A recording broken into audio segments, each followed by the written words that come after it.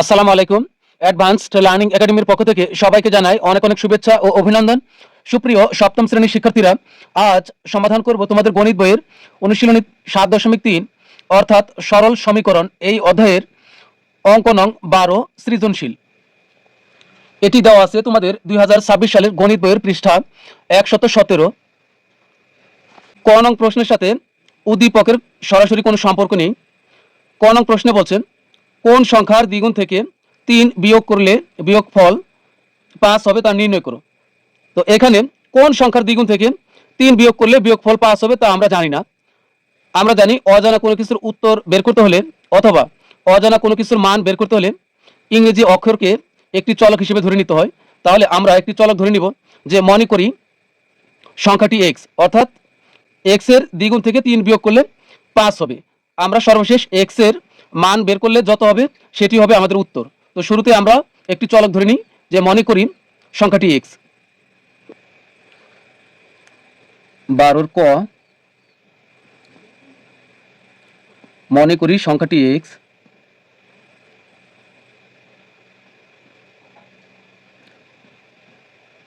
তুমি চাইলে এখানে অন্য যে কোনো অক্ষরই ধরতে পারবে। মনে করি সংখ্যাটি x। এখন x এর দ্বিগুণ কত হবে? 2x। তাহলে আমরা প্রশ্নমতে দিয়ে লিখব, প্রশ্নমতে। তাহলে x এর দ্বিগুণ হবে 2x। দ্বিগুণ থেকে 3 বিয়োগ করলে, দ্বিগুণ থেকে 3 বিয়োগ করলাম, বিয়োগ করলে কত হবে? বিয়োগফল 5। তাহলে 5, বা যেহেতু লাইনের ভিতরে সমান চিহ্ন আছে তাহলে পরবর্তী লাইনগুলো করতে হলে আমরা বা দিয়ে করব। এখানে আমরা 2x রেখে দিব, আর -3 ওই পাশে পাঠিয়ে দিলে হয়ে যাবে +3। তাহলে এখানে আছে 5, -3 আমরা ওই পাশে পাঠিয়ে দিলাম, হয়ে গেল +3। সংখ্যাগুলো আমরা এক পাশে নিয়ে আসলাম, বা 2x 5 আর 3 যোগ করলে হবে 8। 2x এর সাথে গুণ আকারে আছে, 2 যদি এখন আমরা ওই পাশে পাঠাই তাহলে ভাগ হয়ে যাবে, অর্থাৎ নিচে চলে যাবে। গুণের কোনো সংখ্যা ওই পাশে পাঠাইলে ভাগ হয়ে যাবে, বা x এই 8 উপরে থাকবে আর 2 নিচে চলে যাবে। সুতরাং এই 2 দ্বারা 8কে ভাগ করলে হবে 4। তুমি চাইলে 2 দ্বারা 8কে কাটতেও পারো, আবার না কাটলে সমস্যা নেই। অতএব x সমান হলো 4। তাহলে আমরা ধরেছিলাম যে মনে করি সংখ্যাটি x, তার মানে এই x এর মান কত পেলাম? 4। তার মানে হচ্ছে এই 4 এর দ্বিগুণ থেকে 3 বিয়োগ করলে 5 হবে। তো 4 এর দ্বিগুণ কত হবে? 4 এর দ্বিগুণ হবে 8। এই 8 থেকে যদি আমরা 3 বিয়োগ করি তাহলে কিন্তু বিয়োগফল হবে 5। তাহলে লিখব, সুতরাং নির্ণয়ের সংখ্যাটি 4। সুতরাং নির্ণয়ের সংখ্যাটি 4। এটি হলো আমাদের অ্যান্সার। এরপর সমাধান করব খ নং প্রশ্ন। খ নং প্রশ্নে বলছে যে কলমটির মূল্য নির্ণয় করো। তো এটি সমাধান করার জন্য উদ্দীপকটি আমরা আবার পড়ব। হিমু ও সুমন 475 টাকা নিয়ে বাজারে গিয়ে 75 টাকা দিয়ে একটি খাতা ও একটি কলম ক্রয় করে।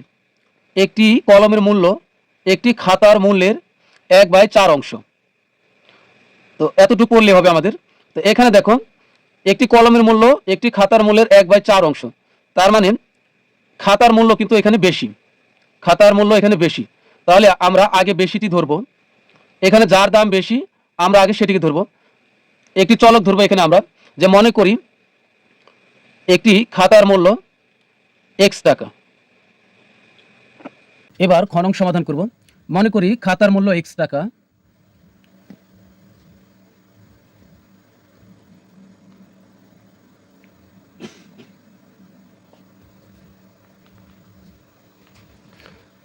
সুতরাং কলমের মূল্য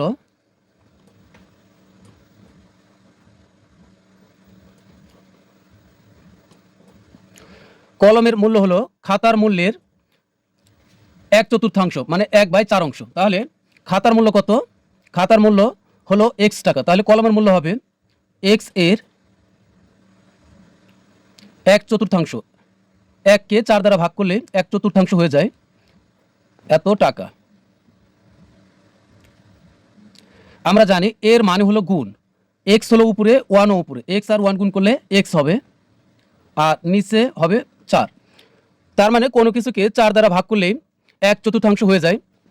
তার মানে হচ্ছে খাতার মূল্যকে 4 দ্বারা ভাগ করা হয়ে গেছে। তাহলে x/4 টাকা।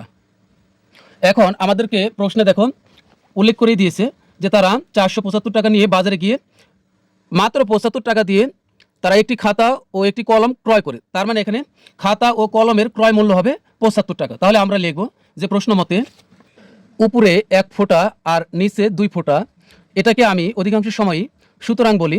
তোমরা অনেকেই কমেন্টস করে বলেছো স্যার এটি তো সুতরাং না, এটি হবে অতএব। এটি দেখো তোমাদের গণিত বইয়ের, তোমাদের সপ্তম শ্রেণীর গণিত বইয়ের পৃষ্ঠা 120-এ দেখো এখানে দেওয়াই আছে। এই যে উপরে 1 ফোঁটা আর নিচে 2 ফোঁটা হলে সুতরাং কমা অতএব, অর্থাৎ এই চিহ্নটি দ্বারা সুতরাং এবং অতএব দুটিকেই বোঝায়। তো এখন লিখব প্রশ্ন মতে এটা আর এটা আমরা যোগ করে দিব। x প্লাস x/4 সমান হলো 75 টাকা। যেহেতু লাইনের মাঝখানে সমান চিহ্ন আছে, তাহলে পরবর্তী লাইনগুলো করার জন্য অবশ্যই আমরা বা ব্যবহার করব। এখন এখানে আমরা লসাগু করব, 4 হবে লসাগু। কোনো অক্ষর বা সংখ্যা যদি একা একা অবস্থান করে তাহলে তার সাথে আমরা এই লসাগু সরাসরি গুণ করে দিব। তাহলে 4 আর x গুণ করলে হবে 4x। এই প্লাসের প্লাস, আমরা জানি উপরে থাকে হলো লব আর নিচে থাকে হলো হর। তার মানে এটা লব আর এটা হলো হর। হরের সাথে এই লসাগু ভাগ হয়।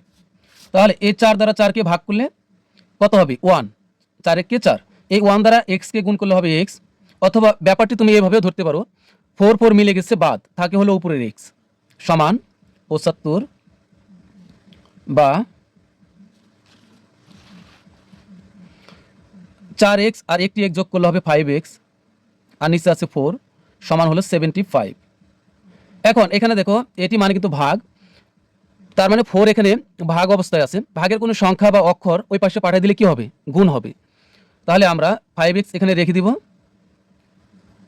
আর ওই পাশে আছে কত? 75। 4কে আমরা ওই পাশে পাঠিয়ে দিলে গুণ হয়ে যাবে। বা এখন এখানে আমরা x রেখে দিলাম।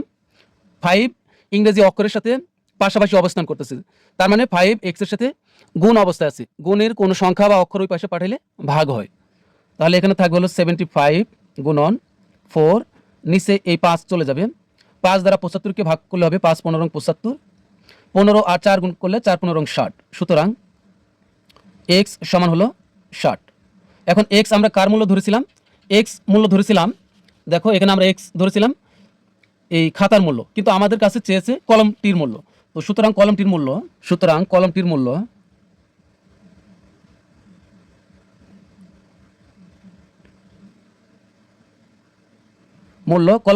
কত ছিল? এই যে x/4। তাহলে কলমটির মূল্য x/4 টাকা। এখন এই x এর মান কত পেয়েছি? 60। 60কে আমরা 4 দ্বারা ভাগ করব, এত টাকা। 4 দ্বারা 60কে ভাগ করলে হবে 4 15 60। তার মানে কলমের মূল্য হবে খাতার 4 ভাগের 1 ভাগ, কারণ 1/4। তাহলে সুতরাং নির্ণয় কলমটির মূল্য, সুতরাং নির্ণয় কলমটির মূল্য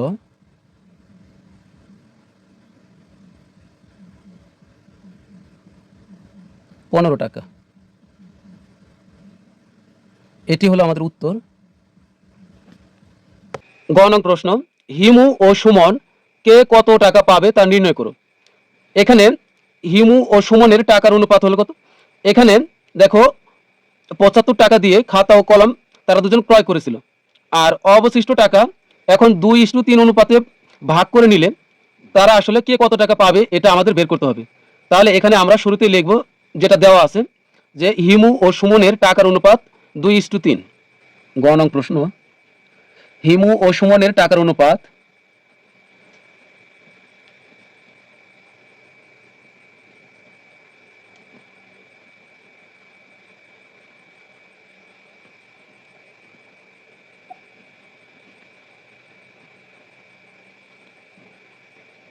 দুই ইস্টু তিন।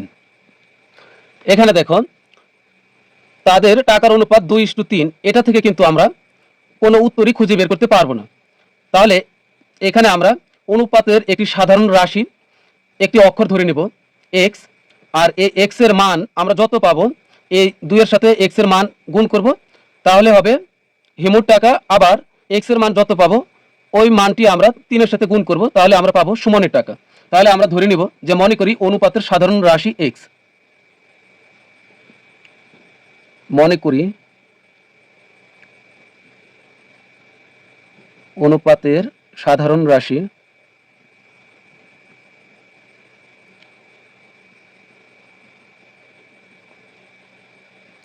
x। এখন সুতরাং হিমুর টাকার পরিমাণ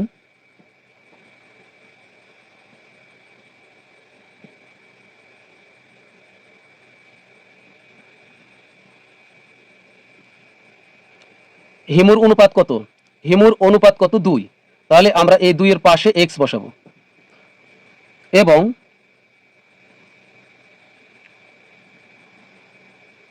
সুমনের টাকার পরিমাণ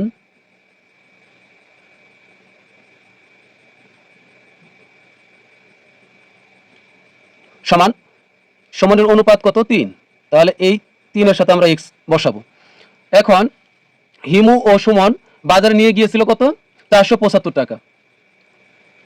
হিমু ও সুমন বাজারে নিয়ে গেল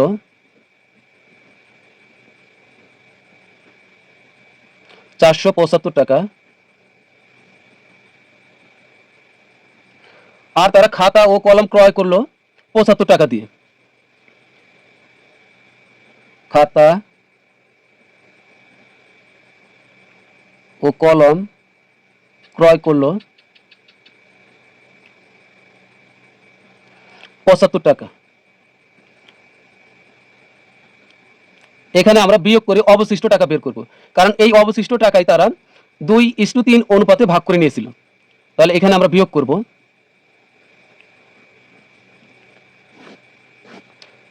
বিয়োগ করলে কি লিখতে হয়? অবশিষ্ট রইল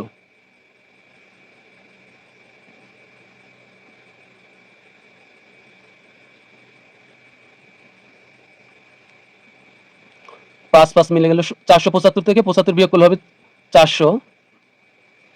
এই 400 টাকায় অবশিষ্ট রইল, আর এই 400 টাকায় তারা 2:3 অনুপাতে ভাগ করে নিয়েছিল। তাহলে এখন আমরা প্রশ্নমতে দিয়ে লিখব, প্রশ্নমতে এই যে হিমুর টাকার অনুপাত কত? হিমুর টাকার পরিমাণ, এই যে হিমুর টাকার পরিমাণ 2x, এখানে হবে 2x প্লাস প্লাস সুমনের টাকার পরিমাণ হলো 3x সমান অবশিষ্ট টাকা 400, বা 2x আর 3x যোগ করলে হবে 5x সমান 400। 5 ওই পার পাঠিয়ে দিব, তাহলে ভাগ হয়ে যাবে x by x equal to 400 by, এখন এখানে ভাগ করলে কত হবে? 5 দ্বারা 40কে ভাগ করলে 5 8 40, 8 হবে আর একটি শূন্য হবে, তার মানে হবে 80। অর্থাৎ 5 দ্বারা 400কে ভাগ করলে হবে 80। তুমি কাটতেও পারো অথবা সুতরাং দিয়ে শুধু 80 লিখলে হবে। x সমান হলো 80। এখন x কিন্তু কারো সরাসরি কোনো টাকার পরিমাণ না, বা x কোনো উত্তর না। এখন আমরা লিখব যে সুতরাং হিমুর টাকার পরিমাণ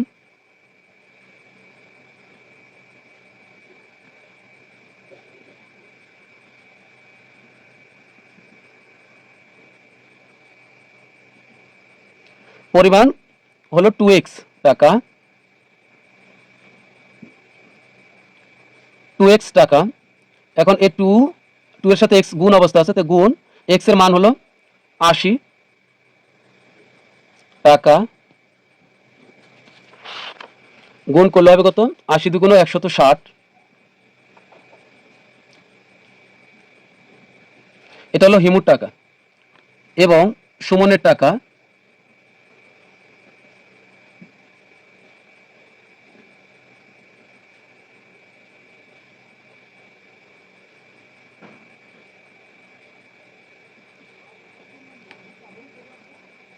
সমান হলো 3x টাকা। তাহলে 3 গুণন x এর মান হলো কত? 80। তাহলে সমান হবে 3 8 24 আর 0 0, তাহলে 240 টাকা। এখন আমাদেরকে প্রশ্ন বলছে হিমু ও সুমন কে কত টাকা পাবে তা নির্ণয় করো। তাহলে আমরা লিখে দিব হিমু পাবে উত্তর